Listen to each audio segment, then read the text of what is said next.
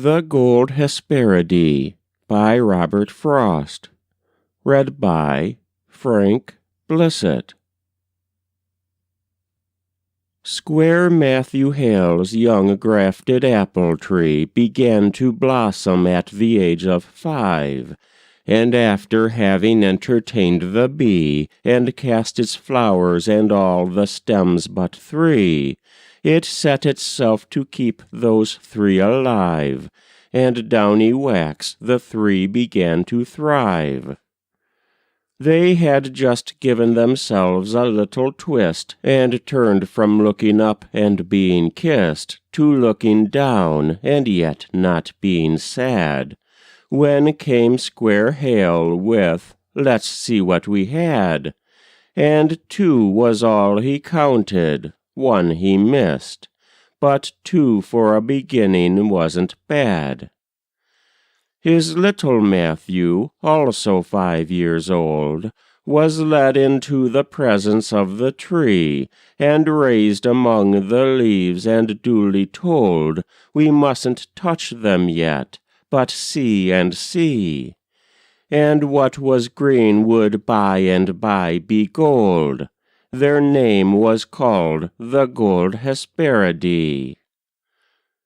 As regularly as he went to feed the pig or milk the cow, he visited the fruit, the dew of night and morning on his boot. Dearer to him than any barnyard brute, each swung in danger on its slender twig, a bubble on a pipe stem growing big. Long since they swung as 3 instead of 2, once more he thought to take him safely through. 3 made it certain nothing fate could do with codlin moth or rusty parasite would keep him now from proving with a bite that the name Gold Hesperidee was right. And so he brought them to the verge of frost.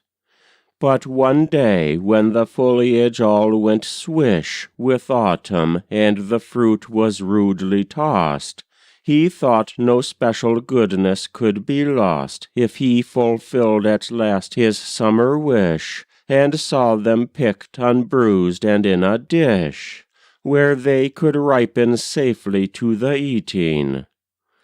But when he came to look, no apples there, under or on the tree, or anywhere, and the light-natured tree seemed not to care. 'Twas Sunday, and Square Hale was dressed for meeting. The final summons into church was beating. Just as he was, without an uttered sound at those who'd done him such a wrong as that, Square Matthew Hale took off his Sunday hat, and ceremoniously laid it on the ground, and leaping on it with a solemn bound, danced slowly on it till he trod it flat. Then suddenly he saw the thing he did, and looked around to see if he was seen. This was the sin that Ahaz was forbid. The meaning of the passage had been hid. To look upon the tree when it was green, and worship apples. What else could it mean? God saw him dancing in the orchard path, but mercifully kept the passing crowd from witnessing the fault of one so proud.